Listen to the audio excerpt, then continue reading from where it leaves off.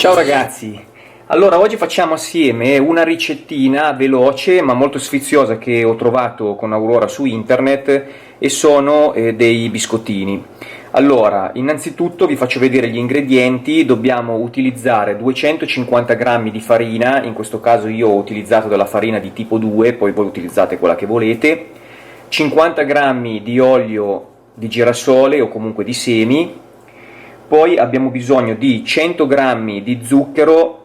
La ricetta portava quello semolato, io non ce l'ho più, quindi ho messo questo qua di canna, anche se di canna comunque non è, e un uovo medio, mezza bustina di lievito per dolci, circa 8 grammi, perché queste qua sono da 16 grammi. Poi abbiamo bisogno di 100 grammi di yogurt. Io ho pesato il vasetto, questo vasetto da circa 114 grammi, quindi il contenuto sarà all'incirca 100 grammi. Potete usare sia quello greco che, come sto usando io, quello normale. E un'essenza di vaniglia che noi abbiamo fatto in casa, c'è anche il video sul nostro canale, oppure potete mettere le essenze che volete. La ricetta portava anche delle gocce di cioccolato, a chi piacciono, a chi no, se volete mettetele oppure no. Allora, andiamo alla preparazione che è molto semplice. La ricetta, come vi dicevo, è veramente semplice. Andate a prendere lo zucchero, l'uovo, l'olio, le essenze che volete mettere e lo yogurt e li unite tutti in una ciotola. Quindi andiamo a versare lo yogurt, l'uovo,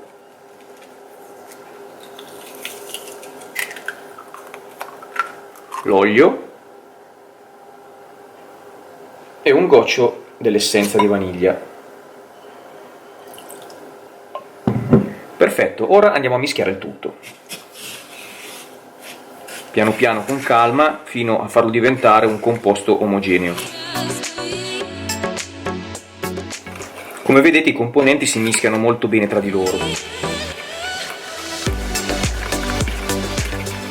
Bene, una volta ottenuto un composto di questo tipo, prendiamo la farina, aggiungiamo nella farina il lievito, mescoliamo per bene in modo che la farina si amalgami bene col lievito. Ok, a questo punto prendiamo l'altro composto e andiamo ad unire la farina al nostro composto più liquido piano piano fino ad ottenere un composto modellabile ma non troppo appiccicoso. Mi raccomando, se vedete che rimane troppo appiccicoso aggiungete un po' di farina ma non esagerate.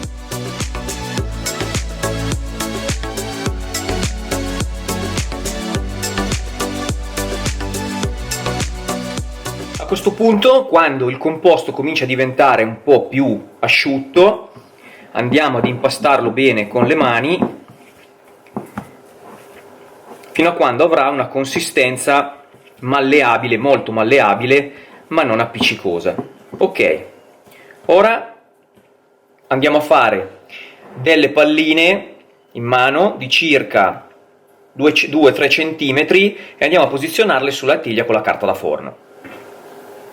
Prendiamo un po' di composto e andiamo a fare delle palline in questo modo, più o meno grosse così, e le posizioniamo sulla carta da forno.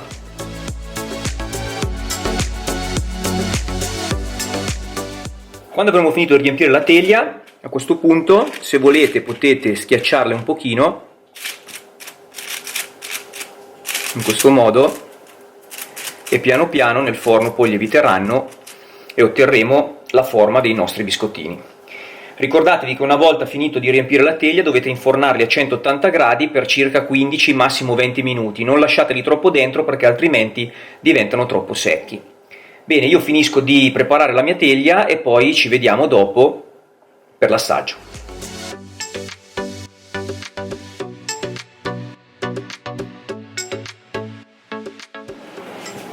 Ok, la teglia è pronta, adesso non ci resta, come vi dicevo, di infornarla a 180 gradi per circa 15 minuti.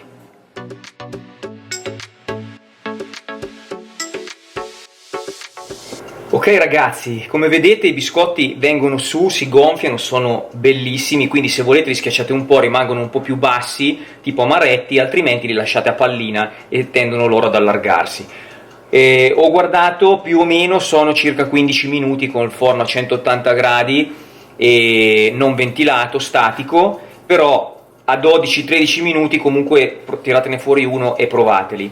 Quando vedete che cominciano a diventare dorati in superficie vanno bene. Allora guardiamo come rimangono e vedete che sono morbidissimi. Anche se caldo, devo dire che sono veramente buoni. E spero che la ricetta vi sia piaciuta, e se mettete all'interno di questa ricetta delle varianti, mi raccomando, scrivetelo sotto nei commenti, in modo che la prossima volta proveremo con le vostre varianti a rifarli. Per stavolta, ok, sono venuti veramente buoni.